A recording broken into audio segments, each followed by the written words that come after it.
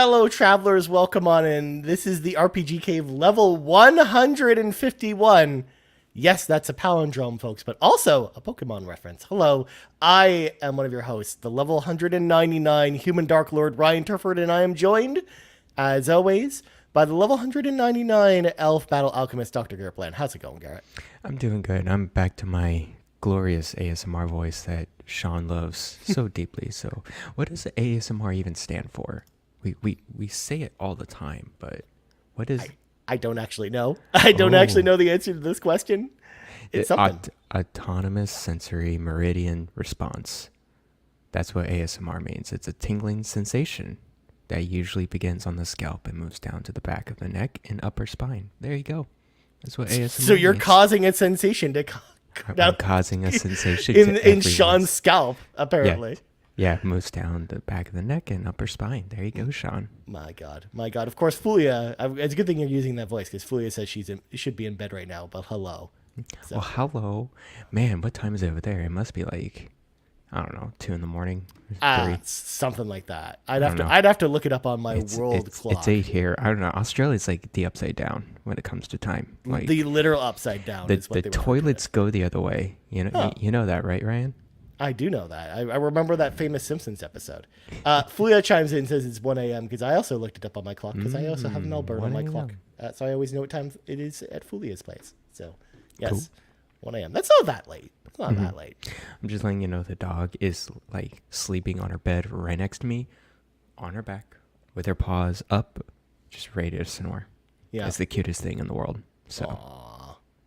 There you go. Sounds adoggable, Garrett. Well, it is adoggable. Yeah.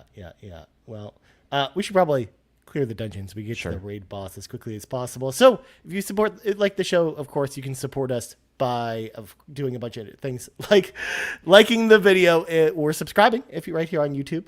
Or if you're listening on audio feeds, don't forget to, of course, hit that subscribe button. But also rate us if you're listening on Apple Podcasts or Spotify. Maybe leave us a nice Apple Podcast review or leave a Spotify comment because those are always fun.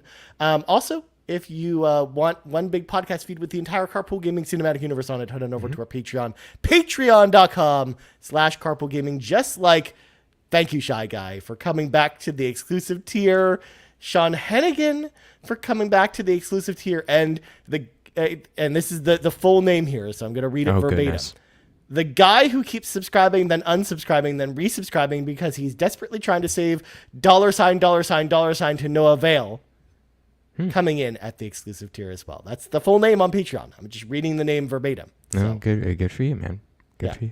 Shout out to all of our new patrons over at patreon.com/Carpool Gaming. Of course, we got lots of good exclusive content over there, like the Pants Patreon podcast for patrons podcast, Sweet Hangs, the Real podcast, which just got a brand new episode this week, the Campfire podcast, as well as a whole lot more. So y'all are missing out on some cool content if you're not over on the Patreon. So make sure to go check it out. We even have a free trial, by the way, if you want to check it out for 7 days. So check that out as well. Not even for $1. It's free. It's free 99. Free 7 $99. days. Go all through 700 exclusive Patreon episodes in 7 days. I like the fact that you said that arbitrarily high number, assuming that it wasn't too high or anything like that. But it's probably actually probably more than 700 on there. Right now. I think so too. Yeah. And then, because especially if you go back to the Ubi Capri podcast and stuff too. Oh my God. And then of course we have our website, carpoolgaming.com, where you can get an RPG Cave t-shirt, a Campfire t-shirt, or many others, just like Garrett representing the RPG Cave t-shirt, of course, over there. I love the shirt. I'm just cool. Wearing a Metroid t-shirt because I'm boring. Boring. Yeah, I know. Metroid. Yeah. So, Garrett, kick us off. I know you have 3 things for me. Oh, yeah. Okay, so thing number 1. Gamescom is happening, Ryan. Mm-hmm. Gamescom is a thing. It's somewhere in Europe. I don't know, some random country, I guess. Germany is where it's taking place. I know. The home of the Drellesh. I'm making fun of them. But also, I will mention, we talked about the idea of doing a Gamescom news episode, but there was no RPG news. Except for the stuff you're about to talk about. There wasn't any major RPG news. Yeah. But yeah, I wanted to mention Avowed was shown off extensively. It was delayed to 2025, which kind of sucks with my fantasy critic pick. Yep. But fine for the game because now it has some breathing room. early next year, but they did a demo. They did a deep dive. They did an interview. This is my most anticipated upcoming RPG, hands down. No, it looks so good now. The combat looks much improved compared to what we saw in January, and I already had my hopes up high during E3, but I just saw, like, I don't know, 20 minutes of gameplay of a quest and a combat or whatever.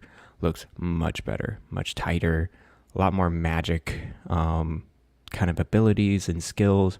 It looks like a lot of flexibility to what you want to do with, like, the combat. So I'm super stoked. I'm gonna have to check out this demo because I missed the demo for Avowed because admittedly I just haven't been watching a lot of the other stuff that was happening. But I'm gonna have to check that out at some point because I also heard that Destin Legary at IGN, and I read his preview because he checked out the game while he was there and he really liked it too.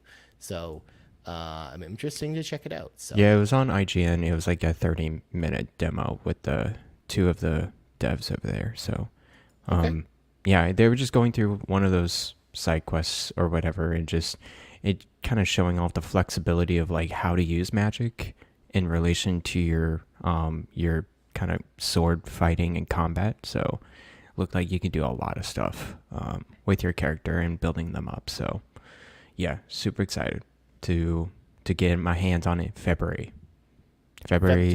Is it February 20 something or February 11th? I will look it up to confirm, but I know it's around that time. It is February 16th, February 18th. Okay, 18th. Yeah, and the Kingdom Come Deliverance comes out February 11th. So yeah, well, not only that too, but it's just like there's also probably a lot of games we don't know about that are also probably coming out next February, because February tends to be like a very busy time in the industry. So I mean, especially this year, because if you remember how many games came out in February this year, Garrett, there was just it was kind of crazy. Yeah. So I'm expecting kind of similar things for next year too. Yeah, trying to get out of the fall time now. Now it's crowded up in the beginning of the year, so that's great. Second thing, Starfield Shattered Space. We got some more info. We didn't really get any gameplay or anything, which is fine. I don't want much gameplay in, like, DLC or whatever. But it sounds like self-contained, big open world planet type of deal with Shattered Space, horror driven with the House Varun and dealing with the inner politics of House Varun. I'm very excited for this. I need to go back to Starfield. This is like, okay, prime time. We got to get back, do a few weeks of that before Shattered Space. That's probably going to be my main game, other than Final Fantasy VII OG, of course. Still playing that on my Switch, but on my Xbox, it is Starfield. Full steam ahead. So yeah. I'm interested to playing this, basically going back to Starfield after this comes out at some point, and then kind of doing it as like one experience kind of thing. But that might have to wait till next year, because honestly, this comes out. There's so many games. This comes out, mid-September, and there's a lot of games coming up. Like, I actually made a list of all the games that I'm getting this year, Garrett, on my phone, and I have to you have to scroll because there's a lot of games. So Starfield Shattered Space, unfortunately, is probably just gonna have to wait till next year, I think. Yeah, totally. I do want to play it at some point. Now that they've added maps, and this expansion sounds great. Plus, I never got to finish the campaign and stuff. So, and the vehicle Rev 8 is out, so you can traverse those open worlds now without just walking everywhere or flying everywhere. So yeah. And then of course there's Persona 3 Reload episode, I guess, coming out September 10th. It's packed. September's packed with me. So with backlog games. I was just gonna say, these are just the backlog games, and then you've got, if you're interested in new games, you've got Astrobot and a bunch of other stuff too. So Demon School, which we talked about on the indie episode. Oh my goodness. Yeah. Okay. Yeah, all right. And then October hits, and then Call of Duty hits. And that's when I think November is really rough for me, because you got Dragon Quest 3 2D HD, and then you also have Mario and Luigi Brothership. Yep.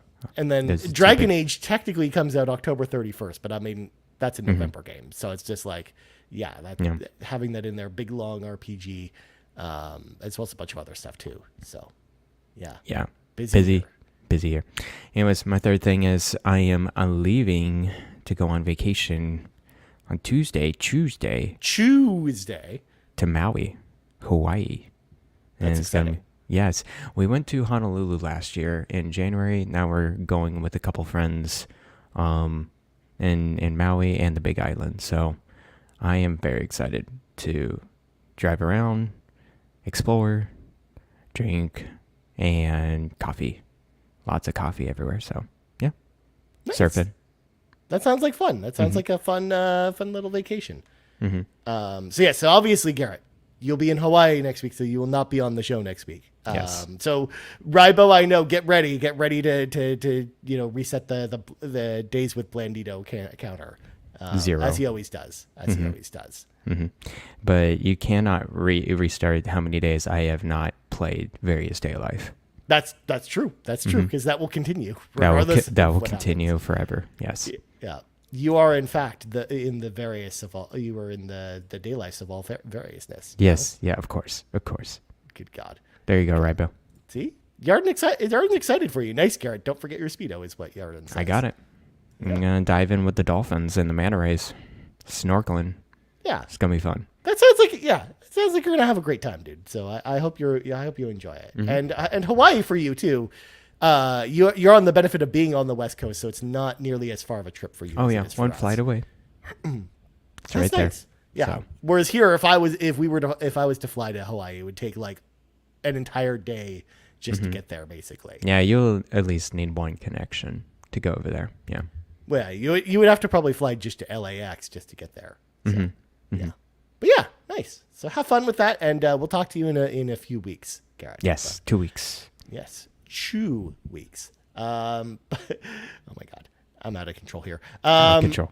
But Garrett, real quick before we read from the sacred text, I see a little quest marker over there. I'm gonna run over there side and quest. tap it. I'm gonna run over there and just I gotta tap that side quest because Okay.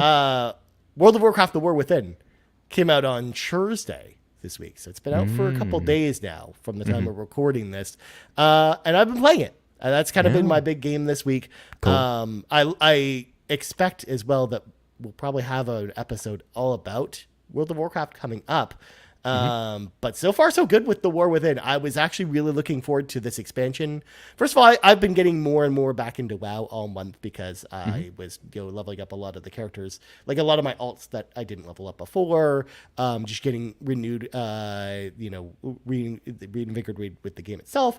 For The War Within, because it was an expansion that is kind of was kicking off a trilogy of shorter expansions that are going to be all kind of connected together in a lot of ways, and also this is almost like the Avengers Endgame moment of World of Warcraft in a way, where it's basically wrapping up the storyline that started all the way back in 2004 with the base World of Warcraft game. So and then they're gonna, I don't know what they're gonna do from there, whether they do WoW 2 or whether they continue to do World of Warcraft expansions, but then have a completely new storyline. But I love how epic this one feels, especially because they've really ramped up their game as far as the storytelling is concerned, because that's always one of my big criticisms with World of Warcraft, is that all of the storytelling usually is, in the little quest window that you have to read. And even then it's like, very, it's not really the most well-written thing in the world. And you do get some big cutscenes every once in a while, but for the most part, the way that they tell the story wasn't really great before. But now, there's a ton of cinematics. Everything's fully voice acted. It's approaching much closer to the same levels of storytelling that we see in Final Fantasy XIV, which is exactly the right direction that, World of Warcraft should be going in as far as telling its story. So I'm really enjoying this, man. Like, I'm level 95 now with my Shadow Priest, and I'm having a ball playing this game.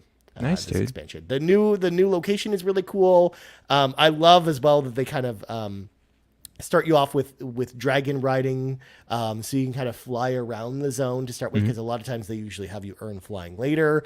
But it just helps you get around the location a lot better, and they kind of designed the zone with that in mind as well. So yeah, man, I've been really enjoying it a lot, and I think we do need to do an episode coming up that's about that with a special guest. So Sounds good, man. I would say look forward to that soon. Maybe even next week, as early as next week. 'Cause I might even have it finished for the next show, so I might have a chance to do that while you're away next week. So Are there still many players playing WoW? oh yeah, there's still like at least a couple crazy, million man. subscribers every month. So yeah. Yarden says, dang, people still playing this who weren't even born in 2004. You're right. That is People the who case. were born in 2004 are 20 years old now, Ryan. Yeah. Can you believe that? Yes, because I work with some of them at my job. Oh my gosh. They're so young yet they're adults. It's just weird. It's just a weird feeling. But man, this is as old as WoW. Yep. In general. Yep. Interesting. Exactly. Yeah. But yeah, so I imagine that because we already know the player counts for WoW are very, very high. So, but it's been a long time since they've given like public numbers. So they usually give them once per expansion now instead of every 6 months or something like that. You really think they would have a sequel to WoW? Like a WoW 2? They could. I think honestly, I think they're going to have to do it eventually. If they want to continue, they want to continue doing a, Warcraft MMO. Because don't get me wrong, in theory they could, type of deal. In theory they could continue to build expansions on top of World of Warcraft, but I think they're going to do some kind of either that or like they'll do like a brand new client at some point that is a new version of WoW, and they might not call it World of Warcraft 2, they might just call it something else like World of Warcraft, and then maybe the version that exists now becomes like World of Warcraft Classic or something like that. Interesting. Yeah. Okay, sounds good. But anyways, Garrett, it is now time to read from the sacred texts because it's episode 151, Garrett. And yes, it is. I don't know if you knew this, but there's 151 Pokemon in the original Pokemon game. So I do know this. We only thought it was fitting that we do a Pokemon tier ranking. First of all, it's been a long time since we've done a tier list, Garrett. But I feel like Pokemon's a series that deserves a tier list. And episode 151 seemed like a great place to do that. So, no, we are not ranking Pokemon. We are ranking the Pokemon games that we've played. So yes, we're going to go through it. Of course, for audio listeners, I will describe this as we go. But of course, for video listeners can see this already. But we've got the rankings from S, A, B, C, and then didn't play. Because, Garrett, it's one of those things where like none of these games really are truly bad. So I don't think that we need an F ranking at all or a D. Okay, sure. I mean, Yarden already chimes in and says Scarlet or Violet at S tier or we riot. So, it's like the best part is cute. Yarden on the thumbnail in the S ranking. I put Scarlet and Violet in there. So, you never know. You never know. I don't know about that. But it's one of those things where Scarlet and Violet, I feel like even though and we'll talk about it when we talk about it, but like even then, Garrett, with a game that doesn't perform well performance-wise, but I still think there's a good game that is there. Like, yeah, definitely. It's definitely not an F rank or an E rank. Right. Yeah. So I reserve the bottom ranking for didn't play, of course. So that's how the tier ranking is going to work. So we're going to go through all the mainline games, and admittedly, there are some of these that we didn't play in here, and we'll talk about them as we go. But Garrett, let's start it off where the series started, Pokemon Red and Blue. Now, for the audience, I did not add the we're not going to rank Blue and Red separately as an example, or Gold and Silver separately. We're going to rank them together. That's we're not going that granular. Otherwise, we'd be here all day. Yeah, pretty much. Okay, Pokemon Red. Pokemon Red and Blue. I'm just gonna go for it. This is an S rank. Yeah. Easily. It's a classic. It's the most important Pokemon game out of all of these. And it sets it apart. So yeah, I would say Pokemon Red is an easy S rank there. So you know what? I thought I might have to fight you for that, Garrett, because I also actually agree with you on that. Because I mean, that's how I got started with Pokemon Red and Blue. Like I was watching the TV show at the time. because I was in high school, and that's when I was really starting to get into anime as well. And Pokemon, when I didn't play it on the GBA, this is one of those games that I played on emulators, but I really, really enjoyed it. I played the blue version and loved it. So yes, I mean, I think it's in S rank because even though it's one of those things where it doesn't have some of the modern conveniences of modern Pokemon games, I still think it stands the test of time at this point. Like, I still think it's a great game if you go back to it today. I think anyone can go through this game and play it. Just as easy now compared to, I don't know, 30 years ago. So, yeah, Pokemon Red and Blue and Green, of course, in Japan. Seminal games. Probably one of, if not the most important Game Boy game. Yeah. In the system. So. It's also, honestly, if you look at the history of role-playing games on consoles in general, Garrett, it might be one of the most important role-playing games of all time. Yeah, definitely. Yeah. Now, Seth chimes in here and it gives a rebuttal. I'd put them in B today. Might go A for nostalgia, but as someone currently played through Emerald, going back to those old games is really tough. And yeah, I agree with that because it is a Game Boy role-playing game, and you're right. Like, as I mentioned, even though like there are a lot of modern conveniences that are missing from it. So I do think, yes, they are probably harder to go back to, but I still think they're still really good games, even though they're harder to go back to. I think like I'm lifting my usual rule of certain games are being hard to go back to, but we're gonna mention that with other games that we've got coming up here, Garrett. So sounds good. Next up, of course, Pokemon Yellow. Yellow, because this most people would probably put this above Red and Blue because you've kind of got the best of both worlds, kind of combining a lot of the Pokemon from Red and Blue together. Plus, you've got Pikachu. You get to start with Pikachu instead of the other starters. But I also think it makes the game harder, especially at the beginning, because you're going to the Rock Gym and Pikachu is your starter. It's tougher to beat a lot of the enemies at the beginning. So I actually think this one actually might be harder to go back to than Red and Blue. Than Red and Blue. I agree with you. This was actually the first Pokemon game I played. Was Pokemon Yellow, and I distinctively remember that Rock Gym. Like, it was pretty hard to get into. I had to get a Mankey, in that route before the Pokemon Elite Four League. Has improved sprites, on the Pokemon. It has not improved sprites. It was like more geared towards the show, show sprites. And then also, you got Team Rocket. Yeah. You got Jesse and James. Yeah. I think other than that, Pokemon Yellow is pretty similar to Pokemon Red and Blue. I would say this one's an A rank. Yeah. Yeah. I agree with that. And again, I like that they pulled a lot of elements from the show, because it's not just Jesse and James as well, because Brock and Misty also didn't look like their show counterparts in the original game, but they do in the Yellow version.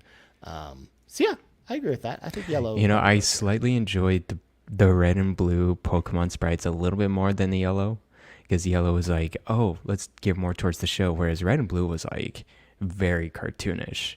It looked like a Toe Jam and Earl, like some of these Pokemon. So I thought they looked a little, had some style to it. Whereas I think Yellow is like, oh yeah, these are the Pokemon show Pokemon, basically. So, okay, I'm good with that. Cool. Well, next up we got Pokemon Gold and Silver, also on the Game Boy, the next generation of Pokemon, and this is one, admittedly, that this generation I didn't play. So this is kind of, in fact, we're kind of entering the zone here, because like the Game Boy Advance and Game Boy games beyond Red, Blue, and Yellow, I haven't actually ever played. Okay. So, Garrett, what do you think about Gold and Silver? Okay, so Pokemon Gold and Silver. It's definitely an improved version on the first gen. You got second gen. You got the Johto. Was it? Yeah, Johto region. Yeah, Johto region. And then you actually go back to the Kanto region afterwards. So, more Pokemon. I very much enjoyed it.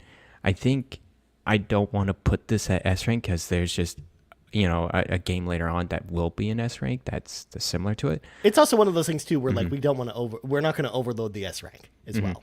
Like we're gonna try and keep it limited. I think I want to put silver and gold. I want to put it a low AA, high B. Okay. So I will go with B rank for now, but we can revisit back. Yeah. It's also one of those things too where I've heard from a lot of people that the remakes for gold and silver in particular are much better than the base game, and I think that probably plays into it a little bit. And I don't see crystal in here. Crystal's I think a little bit better than silver and gold as well. So, but yeah, gold and silver is still a very good game. It's one of those things too where like I put some of the variants in here, but not all of them. So crystal was one that I just didn't put in there. So cool, man. Cool. So gold and silver, they're Pokemon Ruby and Sapphire. Ruby and Sapphire. I didn't play these original versions, but I played one the of remakes, which we'll talk about later. One of my favorites. I played it on the GBA day one. I played Sapphire first, then I played Ruby. Both really good. Too much water, Ryan. Of course, that's what I remember from the remake in particular. And it's not even just the IGN quote. I legitimately actually agree that there's too much water in these games. I would say the Ruby version itself, very good game. I would put it at the B rank. Okay. Okay. Above, what do you think? Above gold and silver though, or below it? I would put it above. Yeah. Okay. Cool. Yeah. That's just me though. Yeah. And then we got Pokemon Emerald, which I included here, but I don't know if it's too different from Ruby and Sapphire. Pokemon Emerald is I think I wouldn't say much improved from Ruby and Sapphire, but it definitely adds a lot more in terms of just the legendary Pokemon. You got the battle tower. So Pokemon Emerald, one of my, I would say it's personally my favorite Pokemon game. So I'm going to be biased with it and put it S rank. Okay. Because I just love the third gen Pokemon. I love the improvements upon Ruby and Sapphire. The story is a little bit more coherent with in Emerald compared to Ruby and Sapphire. So yeah, we'll put it S rank tier. Okay. Okay. Pokemon. I even put it above Red and Blue, I think, because I think I'm getting that vibe from you that I think it's probably a better game than that. Even especially too, because it's probably an easier game to go back to than Red and Blue. So, also, fun fact: Antics says that Emerald was his first ever video game. Wow! I remember getting Emerald with my Game Boy SP, which I still have. I remember that day it got released. It got the clamshell. SP, oh man, what a definitive handheld console at the time. Yeah. Lit up, clamshell. That was perfect to play. So I have Pokemon Emerald, by the way, Garrett. I should probably play it at some point. It's just sitting sitting in my pile of Game Boy games. So it's very good. Yeah. Okay. Pokemon Leaf Green. Yeah. Loved it. Fire Red, Leaf Green. Remakes of the Gen 1, I think it was a very faithful and also much improved on the first gen. Pokemon games added a lot more quality of life features, added some interesting move sets to the starter Pokemon, added some extra things after the main game. There was a bunch of different islands you can go to. It had the wireless adapter, so you can trade wirelessly, which was pretty cool. I was obsessed with Fire Red and Leaf Green. I'm gonna put this at A rank. Okay. Okay. And I'm gonna put it above Yellow. I think I'll put it above Yellow. Yeah. Nice. Well, Garrett, I'm finally allowed to be back in the mix again. Okay. Because it's time to talk about Nintendo DS Pokemon games. It's time to talk about Pokemon Black and White, which is up next. I've played Pokemon Black and White, so I can talk about this a little bit. All right, cool. But at the same time, this is Black and White are probably my least favorite Pokemon games, if I'm being honest. I don't know what it was about Black and White but I don't know about you, but I was not super into these ones. Like these are probably for me, like, because they're not bad games.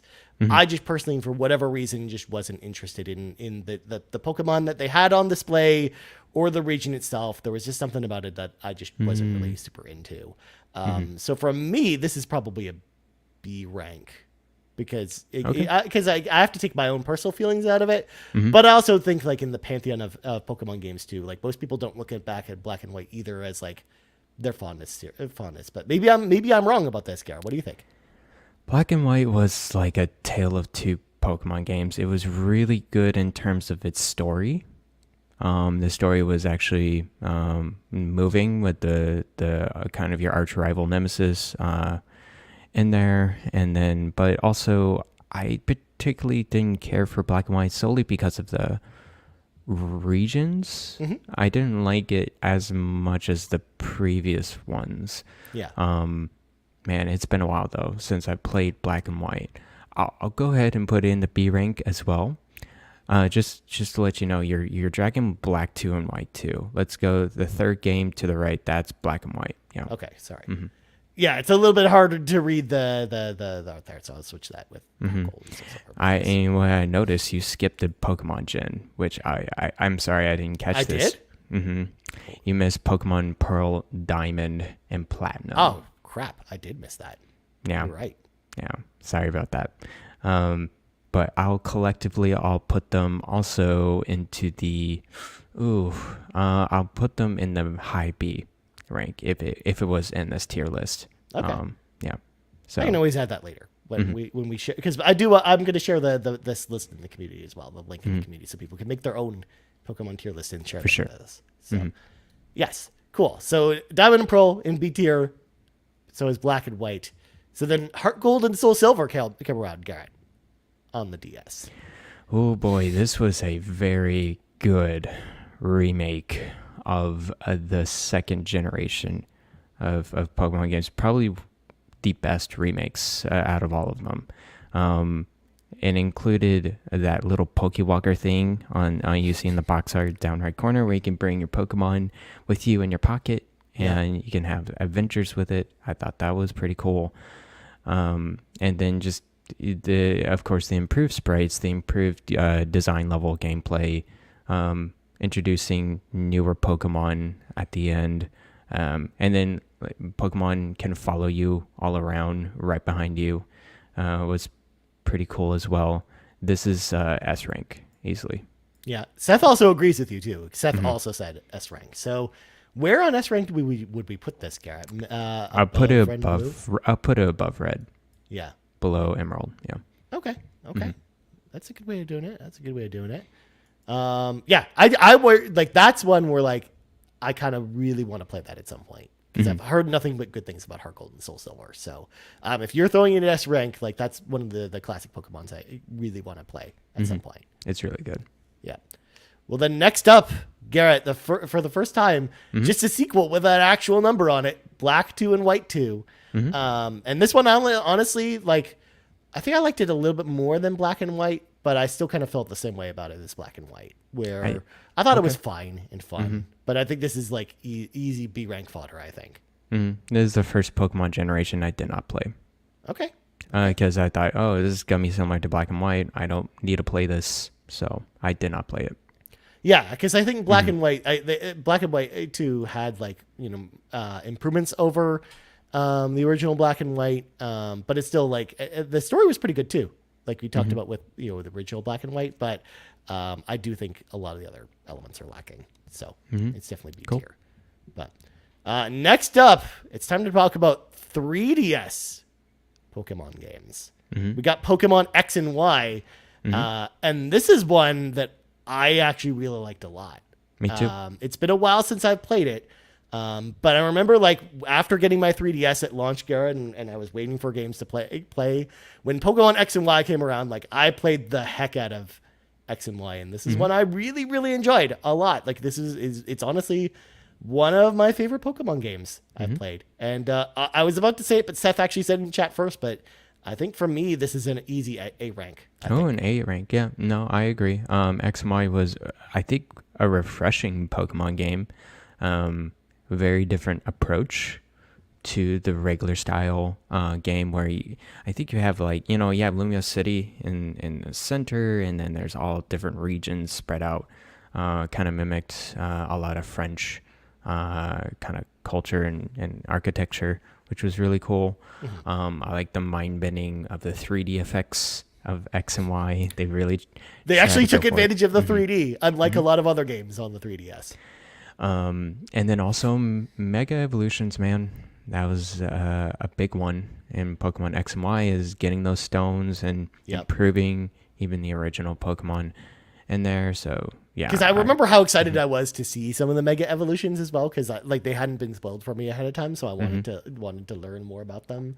And yeah, I thought X and Y was a big improvement, gameplay wise, especially as well over a lot of the older games. So yeah, gotta easily throw it in A tier.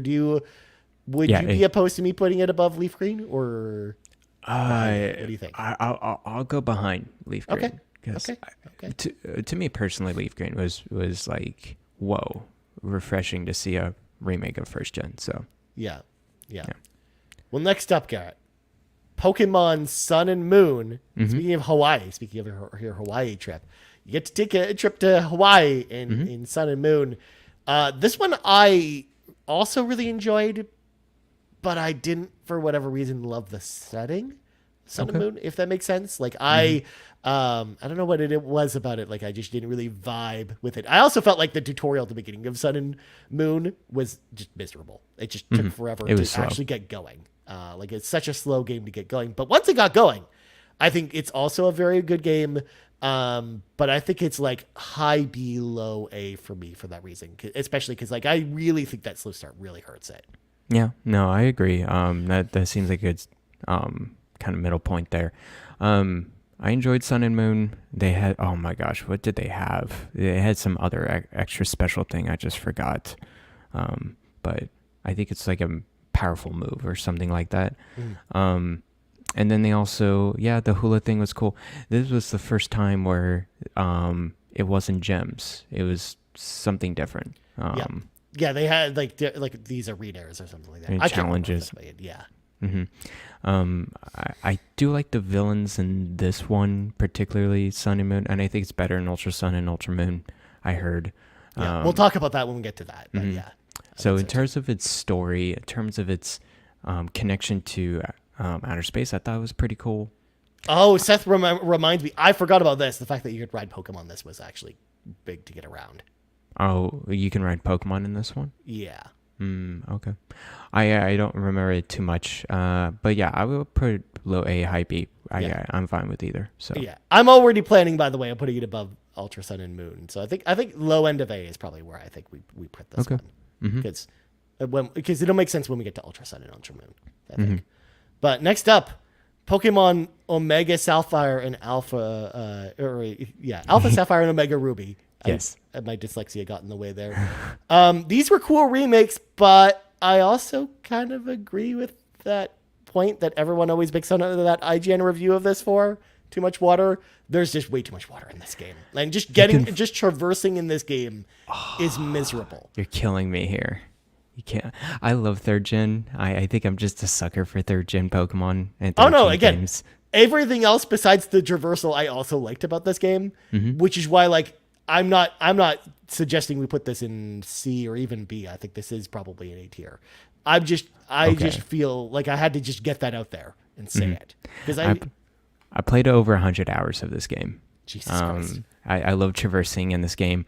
I think I like the base building. You remember the little huts, the little hideouts that you were able to build. It was much more expanded than the original third gen games, and you do street passing. You can meet with your other folks in their hideouts, and you can trade your little items. Gosh, I love the story.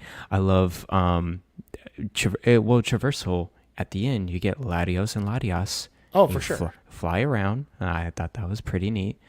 I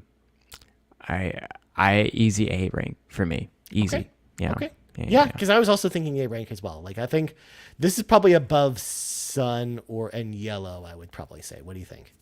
Yeah, sure. Yeah, sounds good. Okay. Because I don't know what it was, but Pokemon X and Y, I still feel is probably a better game.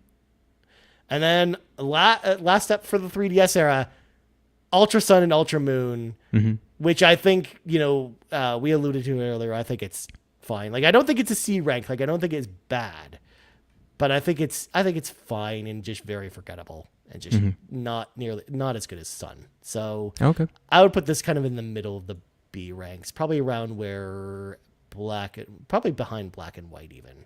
Okay, sounds good. Put this one. I did not play this one either. I hear a lot of people love the Ultra Sun, Ultra Moon, so I gotta play it sometime. But yeah, it was just again one of those things like, oh, this is just a copy of Sun and Moon. I'm good not playing it. So it almost felt like a Pokemon Yellow instead of a true sequel in a lot of ways, which I think is honestly what they were probably going for. But yeah. Well, next up, Garrett, Switch era Pokemon. It's time to get into these, and these could be contentious. Let's start with Pokemon Let's Go Pikachu and Let's Go Eevee.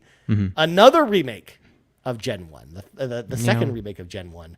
But this was much more simple to play. What was annoying was the fact that you couldn't turn off the feature to catch the Pokemon. You had to use the motion controls, which I didn't really love. But I don't know. I actually thought that for the most part, even though it was very simplistic and very easy, like it's definitely the easiest game of all the games up here, I think. I had a lot of fun with Pokemon Let's Go Eevee and Let's Go Pikachu. But I also think it's probably not like an A or S ranked game. I think it's probably a B tier, even though I really had a lot of fun with this game. But what do you think about Let's Go Eevee and Let's Go Pikachu? I think it's important for, let's say,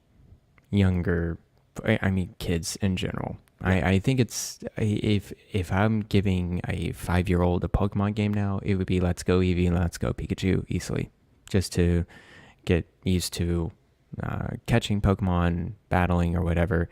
I thought it was cute overall. It's just not a Pokemon game in a sense of traditional sense, right? You're not battling, you're not doing you're doing turn-based battles with the gyms, but that's pretty much it. Yeah. It's a low B, high C for me. Okay. It really is. Like, okay. It's just fine for me. Yeah. But that's just me.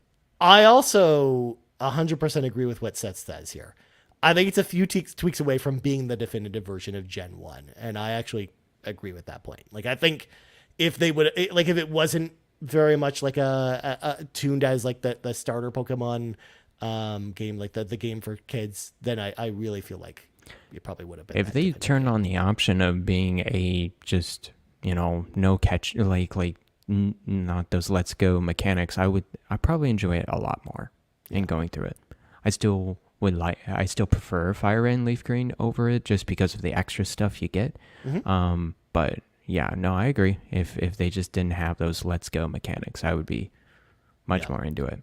So I think this probably goes at the bottom of B is where I would slot it. Yeah. Because like I just because I can't really speak to Gold and Silver, I guess, the OGs. But all right. Next up, Pokemon Sword and Shield. This is the only Switch Pokemon game that I haven't played, Garrett. So I'm going to speak to this one. Because it's one of those things, Garrett, where every time they showed it off, I'm just not interested in this game at all. Like, they couldn't do anything to win me over to actually want to play Sword and Shield at all. So I don't even own a copy of this game. Ryan, this game's rough. It's probably the worst mainline Pokemon game. The story was so bland, so flat. It was too easy to go through the main stuff. Of course, everyone had more enjoyment late game of this game, but that's not why I play these Pokemon games. It's really going through just the journey itself, and the journey was boring in this game. Flat out boring. It's C. It's easily a C rank for me. Excellent. And it was also the first Pokemon game that got DLC as well, which, I looked it up. I was like, I'm not going to include the DLC here. We don't need to rank the DLC. No. But I also heard the DLC was also very middling too. So, yeah. So that seems right to me. Pokemon Shield. That's also part of the reason why I just never played it, because I was just like never really interested, because it just didn't do anything to wow me, and clearly I wasn't missing much. So, yeah. Yeah, Seth also agrees with us as well. Without the DLC, I'd agree with AC. But taking the DLC into account, Seth actually says B, because he actually thinks the DLC improves the game. But yeah, that's interesting. That's interesting. I guess it's one of those things too where like this tier list plays into a little bit to our experiences as well, because like because like neither of us, like, you didn't play the DLC, where I think that hurts the game a little bit more for you. Whereas a lot of people say, like Antics and Seth both in the chat say the DLC actually really helps. So that's an interesting point. The main game did not convince me to put more money into it. So yeah, I think I was good. Yeah, that makes a lot of sense. All right, next up, the first remake, or sorry, the second remake of the Switch era, I should say, Brilliant Diamond and Shining Pearl. Garrett, did you play these ones? I did. Because I also played these ones, and these were very middling to me. It was a very flat game. It's pretty interesting because it really is a 1-to-1 of Diamond and Pearl. I just don't know. Maybe it's really the I don't know, like the graphics of it, or like the chibi style just didn't like. I wanted the art style to work, but it just didn't for me. The pacing, I guess the pacing in relation to the graphics, in relation to the speed of what this game's going through, it just didn't hit right compared to the original Pearl and Diamond. This is a C rank as well. I wouldn't recommend this. I would, if someone's like, hey, I want to play the 4th gen Pokemon game, I'm like, play Platinum.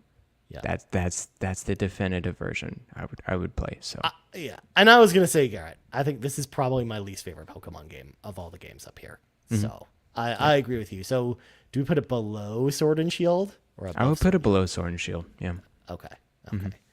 Well, next up, Garrett, I know a game that you really love, but I haven't played also. Pokemon Legends Arceus on the Switch. I know you really like this game a lot. Where do you think it goes? I really liked it. I really liked how it was so different than the mainline Pokemon games. You get to go out in Monster Hunter-like into the unknown worlds. It was, historical. It's not in like kind of current times or whatever.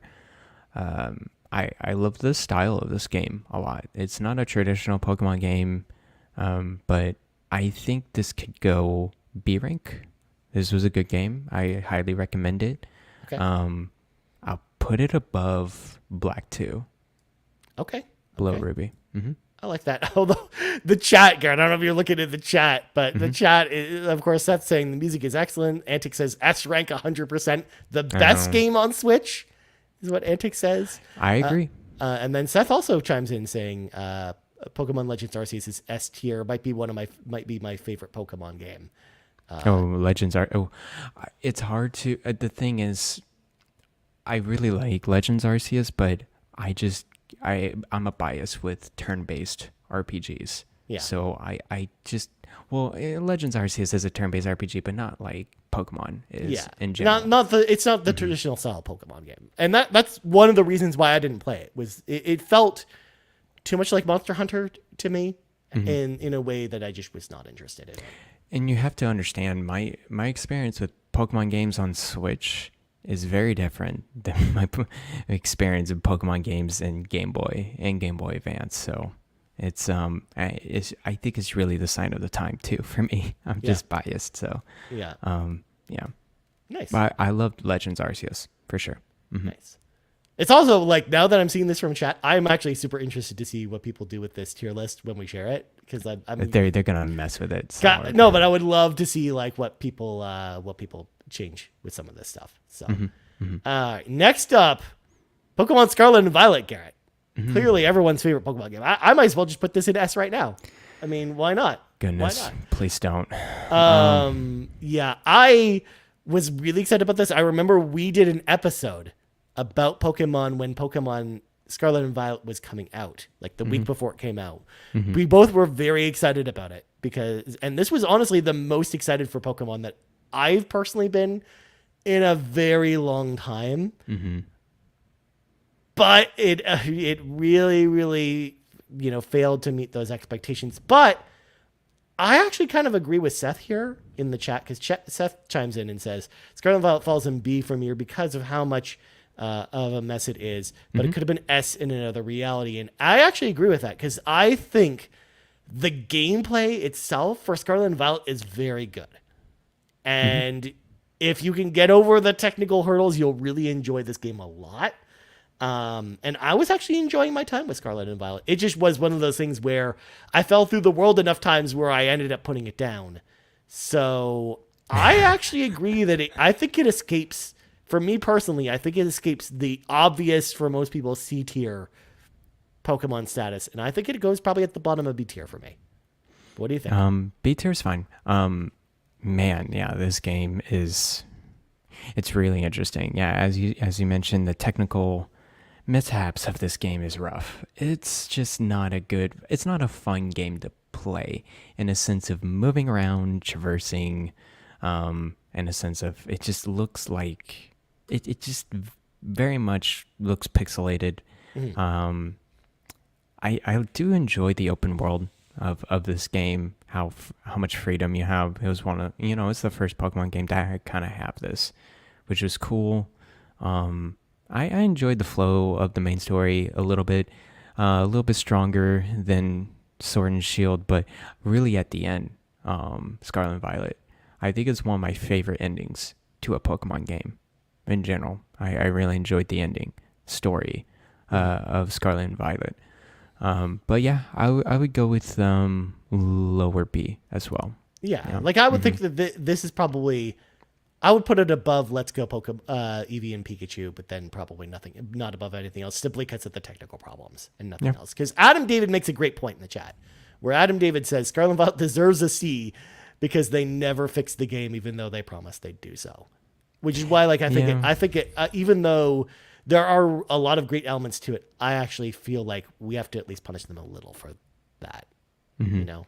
So I think it bottom would be tier, but there's another reality out there, Garrett, where that's like easily an S tier, probably at the top of the list. If they really, I think also at the same time, Pokemon, I think these days, the development cycle of Pokemon is a very rigid schedule. They're just setting their own cadence, so I'm not the least bit surprised about Scarlet and Violet.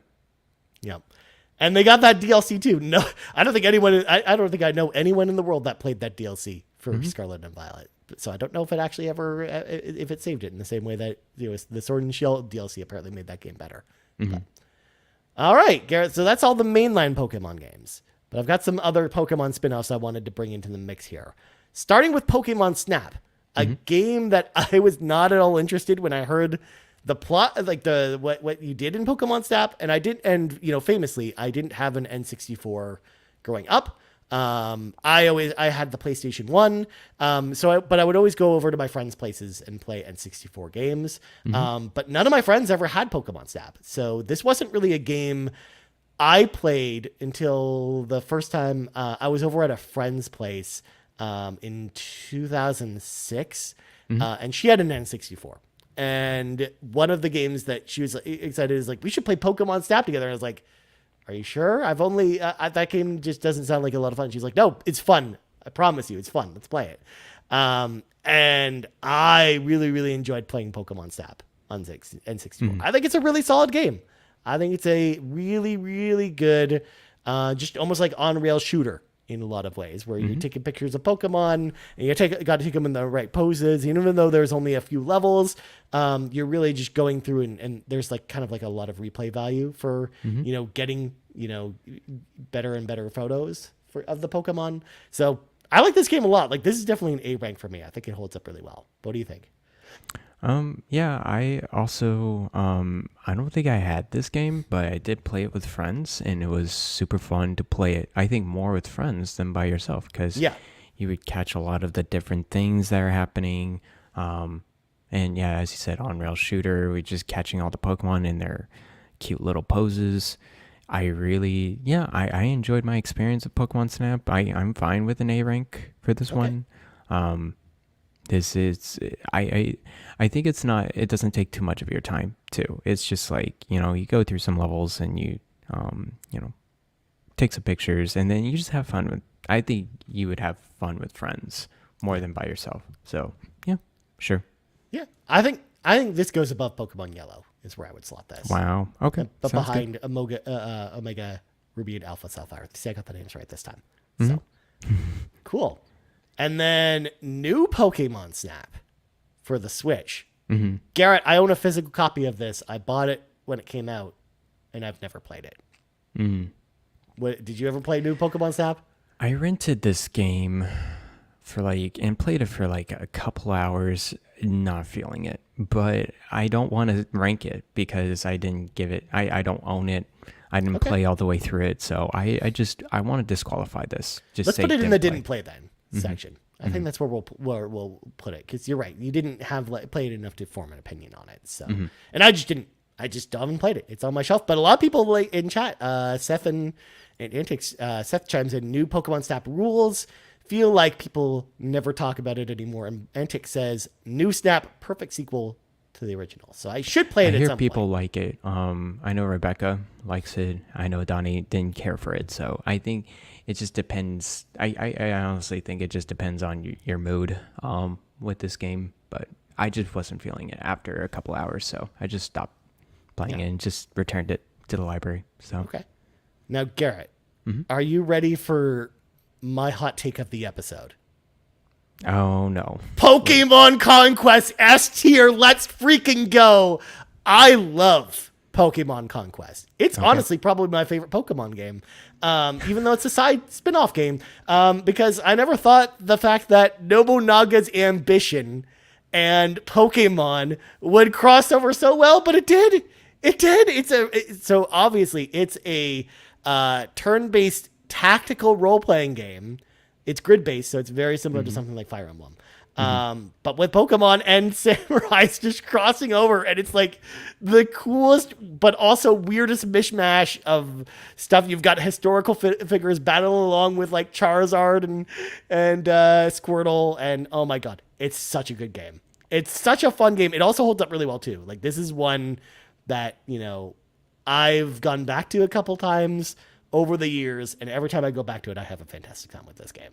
Like, I think this game still holds up really well, and honestly is one of, if not the best, one of the best games on this list, I think, easily. So, and I know a lot of people missed it, because people are just like, Pokemon Conquest, why would I want to play that? But I actually think it's really fun. I only played a few hours of it. I don't truly own Pokemon Conquest, so I wish I did. Yeah. Hearing it from you, it sounds like a really cool tactical role-playing game. It's a game I think you in particular, Garrett Brand, would really like that game. So it looks cool. It looks very cool. I'm shooting it up to S tier. I'm even going to put it above red and yellow, or red and blue. Wow, bold. Yeah. I think that's good. Whereas I you know, you talked me up on Emerald and Heart Gold and Soul Silver, so. And Seth chimes in, I think it's expensive. It is expensive, 100%. It's not one of those games you're going to be able to get. Even when it came out, like, of all the Pokemon games, like, even though a lot of the Pokemon games now are expensive, Pokemon Conquest in particular is more expensive than the other ones because of the fact that it was just very limited print copies. So I think really limited copies, yeah. Yeah, because it was a really late Nintendo DS game. So it's more rare than all the other games on this list, so it's going to command the highest price probably. Wait, there was a sequel to this, I think. Was there? Did I miss this? I didn't think there was. Oh no, never mind. There's a mod to it. Okay, I was gonna say I did research before this and I didn't see a sequel, and I'd never heard of a sequel to it. So no, sorry, it was a mod. So cool. Pokemon Conquest, y'all are missing out because I see a lot of people in chat saying they didn't play it, and I think that game is awesome. I think, you know, you're right. It was a late DS game, and everyone was. Yeah, like, I think it was out after the 3DS was out, because I played this on 3DS. I didn't play it on my OG DS. Oh, and let me check the release date on this. It was after 2011. Yeah, 2012, dude. Yeah, this is like a year later. Yeah. Which is just crazy to think about. It's funny. It should have been a 3DS game, because I would have caught it. Should have been, honestly. Because even if they just ported the game as is, I think it probably would have even sold better, and they probably could have actually printed more copies. This was my senior year of high school. I would have ate this game up, for sure. Yeah. No, this is the summer. This is the summer between when it came out in North America, June 18th. Yeah. I would have ate this up. Yeah. Because I don't even like Nobunaga's ambition. But this made me care a little bit more about Nobunaga's ambition a little. So weird to see such a late DS game. Yeah. Cool. And the last one I wanted to highlight is Pokemon Stadium. And then, of course, Pokemon Stadium 1 and 2 kind of fit in there. This was the first time a lot of people got to have, you know, their Pokemon on the big screen. They could play it. You could play your Pokemon on the big screen, and have them fight against each other. And I thought it was okay. I think it's fine. Obviously, there's not really a story mode, You have barely any single player options. So if you don't have a friend to play with, you're not really doing a whole heck of a lot with it. And especially if you don't have the Game Boy, transfer pack and stuff too. So I think this is okay. I think this is probably like the lower end of B ranking. But what do you think about Pokemon Stadium? So Pokemon Stadium 1 and 2, I played the mess out of 2. Quite a bit. I did not have the Game Boy transfer pack thing. I did not care for the stadium part of the games. It was the mini games that were so much fun against other people. The pincer game, man, there was just so many mini games that were on 2 that I was just obsessed with. They were like party games, just like Mario Party-ish games. So, I'll agree with you. I'll keep it a low B rank. Yeah. I didn't play any of the mini games as well. When I had this game, Garrett, I clearly was missing out because I did not know that the mini games were all the jam. Because otherwise, I would have played them and probably really enjoyed it more. Yeah, they're basically like Mario Party games, but in Pokemon form, and it was very fun. So okay. Now, I'm also seeing some members of the chat saying we missed some stuff. We missed many side games. I think. And there's a reason for that because it's just one of those things where like we haven't played most of the side stuff. I think, or at least I know I haven't. So of course, Adam David brings up no Detective Pikachu, but we'll talk about these as we go. I haven't played any of the Detective Pikachu games. Yeah, me neither. And honestly, I'm not into those type of games, so I just wouldn't enjoy them. I was gonna say I knew that you hadn't played them either, so it's just like that's why we just didn't bother to throw them on there. I did play Pokemon Ranger 1 and 2.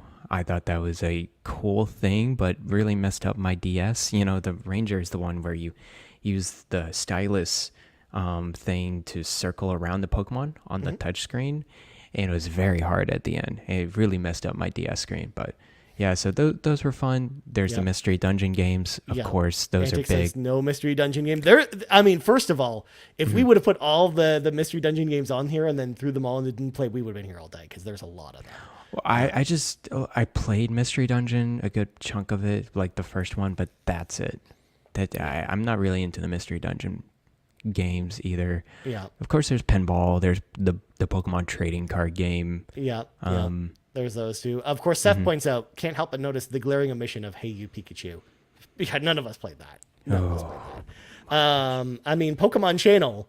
I've played that game, but I didn't even include that here for the sake of time. But Pokemon Channel, Garrett, is a game. Let me tell you what. It's a game where you watch Pikachu watch television. It's very exciting. And you got the mobile Pokemon games, of course. Yeah, Pokemon Go. Yeah, Pokemon Go. Was it Unite or I don't know. Yeah, Pokemon Unite. Yeah, the MOBA. Yeah. Yeah. There are so many different Pokemon games that obviously we couldn't include them all on the list. But yeah, I'm trying to think of other side Pokemon games, but that's pretty much it that I haven't played. So yeah, again, I haven't played almost all of those, so yeah, we just didn't want to include all of those out here because, like I said, we would have been here all day. Seth points out I bought you Pikachu day one. I'm sorry, Seth. Seth's like, there's dozens of us, dozens. So there's our Pokemon list. I'm going to run it back, Garrett, for the audio listeners, just so they don't miss anything here. So, of course, our our final S tier rankings, Pokemon Emerald, Pokemon Heart Gold and Soul Silver, Pokemon Conquest, and Pokemon Red and Blue. Our A ranking is Pokemon Leaf Green and Fire Red, Pokemon X and Y, Pokemon Omega Ruby and Alpha Sapphire, Pokemon Snap, Pokemon Yellow, and Pokemon Sun and Moon. Our B ranking, Pokemon Ruby and Sapphire, the OGs, of course, Pokemon Legends Arceus, Pokemon Black and White 2, Pokemon Black and White, Pokemon Ultra Sun and Ultra Moon, Pokemon Gold and Silver, Pokemon Stadium 1 and 2, Pokemon Scarlet and Violet, and Pokemon Hey Let's Go Pikachu and Eevee. And our C ranking, Pokemon Shield and Sword, and Pokemon Brilliant Diamond and Shining Pearl. And then our didn't play, of course, including new Pokemon Snap. That's where that goes. Cool. So, there you go. I feel pretty good about that list, Garrett. I'm definitely comfortable with this list for sure. Yeah. Yeah. Also, I thought this was a fun exercise as well because, it's one of those things too where we've done kind of the traditional Pokemon episode where we've talked about the history of Pokemon and stuff like that. But I liked us being able to do a different kind of take on talking about the Pokemon games. I'm very curious how other people are going to rank their Pokemon games. Yes, absolutely. So I'm going to be, after the show, I'm going to share this tier list in the Discord, and people can go ahead and create their own tier list and share them with us, because we would love to hear from you. So, oh my God. Seth, of course, throws it in there. Need Ryan to play Pokemon Legends Arceus so that B rank can be rescinded. Maybe. Who knows, Seth? Because it might go the other way. Because maybe I actually don't like that game as much as Garrett. Man, that's a... I didn't know I was doing a crime with Legends Arceus. I enjoyed it. I really did. But I don't know. It's just not as much as everyone else did, clearly. Apparently. Mm-hmm. Yeah. But anyways, Garrett, I think that's going to do it for today's episode. But before we go, we've got to thank all of our patrons over at patreon.com/carpoolgaming. Ryan, we got one question. Oh, you're right. Yeah. I scrolled down past it. I'm so sorry, Crocodile. I apologize. So Crocodile asked the question. I'll ask 2 classic questions. Mm-hmm. One, which is your favorite Pokemon? And if you could take any Pokemon into the real world, which would you choose and why? Do you go practical, world domination, or just a cute little guy? Mm-hmm. So my favorite Pokemon, Garrett, might surprise you. It's Scyther from the OG. The OG. Okay. I don't know why. I guess he just has cutting blades for hands. So maybe I just really like Scyther. But I don't know. There's something about Scyther. Like ever since I saw Scyther's design from the OG game, I've just always really liked Scyther. That's always been my favorite. Mm-hmm. So I think you would enjoy Legends Arceus then. Just hint, hint, wink, wink. Yeah, I would try out that game then. Yeah, Scyther's cool. Cut some trees down. Cut anything down right in front of them. Okay. Super dope. Okay. I don't actually own a copy of Legends Arceus, so I'd have to go buy it. So, my favorite Pokemon is just because I've replayed the 3rd gen so much with my starter, and that's Blaziken. Blaziken is my go-to fire starter, and I like the design of the kind of the 3rd evolution of the fire starter, and it's fighting in fire, very useful in this game. So because there's not much fire Pokemon in the 3rd gen, so yeah, might as well go with the starter on that one. Makes sense. And then if we could take a Pokemon into the real world, which would you choose and why? Honestly, I want a Pokemon that's probably not like a huge high maintenance type of Pokemon. For example, Squirtle.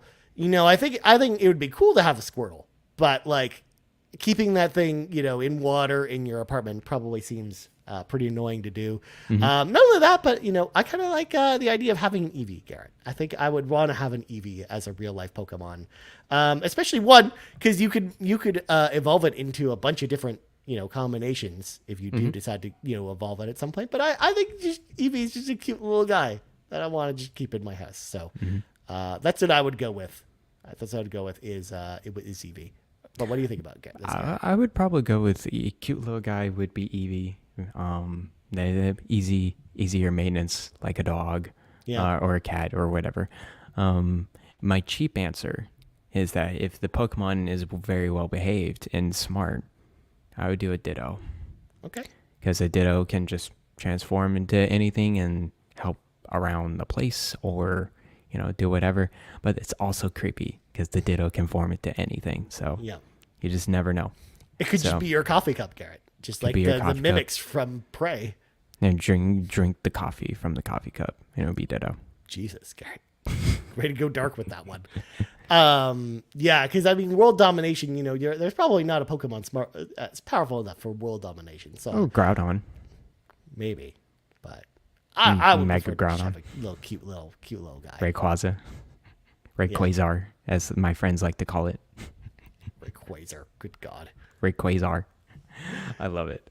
Good God. Anyways, thank you for the question, Crocodile. I apologize. I scrolled too far, so that's why I missed out on it. But anyways, patreon.com/carpoolgaming. Of course, we got to thank our producers. Starting with our ultimate producers, Jonathan Brown, the man behind the music on the Xbox Drive and the PlayStation Drive. You can find his link tree, linktr.ee/pme/jib. Of course, check out all of his music. It's really, really good. And also Cwagmire, who humbly reminds you that the best babes are, in fact, Xenobabes. And we spent the whole episode talking about Nintendo stuff, but Cwagmire was on the Nintendo Drive this week. So if you want to hear Cwagmire talk about Nintendo, and also Jonathan Brown, who was on the Nintendo Drive last week as well. Look at that. Our two ultimate producers making the rounds. Definitely make sure to check them out. And also make sure to support our ultimate producers. Of course, we include their links in the description of all of our podcasts. And make sure to support them because they're really cool and they support us. Our platinum producers, CowboyDangerD, Peje, Smokin Joe, The Captain, and Tim Paullin.